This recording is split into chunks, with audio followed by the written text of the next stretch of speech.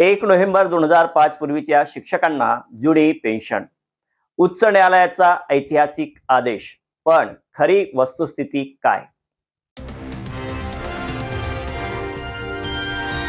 नमस्कार, मी उमेश सिंगंजुडे आणि आपण बघत आहात EVS दस्तक. शिक्षक बांधवांनो, आज आपण राज्यातील हजारो शिक्षक आणि शिक्षकेतर कर्मचाऱ्यांच्या जिव्हाळ्याच्या विषयावर अत्यंत महत्त्वाची बातमी घेऊन आलो आहोत. नुकताच मुंबई उच्च न्यायालयाच्या नागपूर खंडपीठाने जुडी पेन्शन योजनेबाबत एक ऐतिहासिक आदेश दिला आहे. पण हा निकाल लागूनही पेन्शन खरोखर मिळणार आहे का? काय आहे यामागील सत्य? जाणून घेऊया आजच्या या विशेष बातमीपत्रात. 11 जून 2026 रोजी नागपूर खंडपीठाचे न्यायमूर्ती अनिल एल पानसरे आणि न्यायमूर्ती रजनीश आर व्यास यांनी रमाशंकर मिश्रा आणि इतर शिक्षकांच्या याचिकेवर रिट पिटिशन नंबर 2495 आणि 2024 एक महत्वपूर्ण निर्णय दिला. 1 नोव्हेंबर 2005 पूर्वी विनाअनुदानित तुकडीवर नियुक्त झालेल्या आणि नंतरच्या काळात 100% अनुदान मिळालेल्या शिक्षकांना 1982 च्या नियमानुसार जुनी पेन्शन योजना लागू करण्याचे स्पष्ट आदेश न्यायालयाने दिले आहेत. या आदेशानुसार शासनाने कर्मचाऱ्यांच्या पगारातून कापलेली DCPS ची रक्कम 4 आठवड्याच्या आत परत करावी आणि 6 आठवड्यांच्या आत त्यांचे GPF भविष्य निर्वाह खाते सुरू करावे असे कडक निर्देश खंडपीठाने दिले आहेत.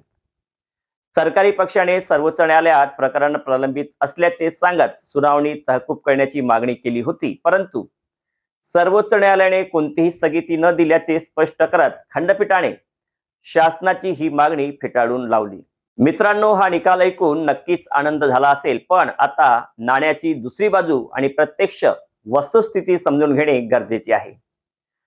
जुनी पेन्शन चळवळीचे पेन्शन योद्धा व अभ्यासक प्रदीप महल्ले यांनी याबाबत एक अत्यंत महत्त्वाची माहिती दिली आहे. त्यांच्या मते 2021 ते 25 फेब्रुवारी 2026 या कालावधीत उच्च न्यायालयाच्या नागपूर, औरंगाबाद आणि मुंबई खंडपीठाने असे तब्बल 197 सकारात्मक आदेश दिले आहेत, परंतु आजपर्यंत एकाही पीडित कर्मचाऱ्याला प्रत्यक्ष पेन्शन लागू झालेली नाही, ही शोकांतिका आहे.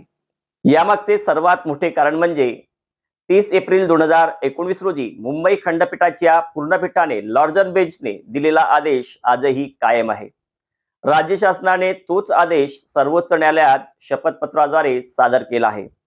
जोपर्यंत सर्वोच्च न्यायालय दिल्ली येथे या आदेशाला स्थगिती मिळत नाही किंवा तो खारिज होत नाही, तोपर्यंत शासनाला जुनी पेन्शन लागू करण्याचा अधिकारच नाही. सध्या सोशल मीडियावर नागपूर खंडपीठाच्या या ताज्या आदेशासोबत वकील महोदयांचे नंबर मोठ्या प्रमाणावर प्रसारित केले जात आहेत. या याचिका दाखल करण्यासाठी शिक्षकांकडून प्रति व्यक्ती 60 ते 70 हजार रुपये एवढी मोठी फी घेतली जात आहे.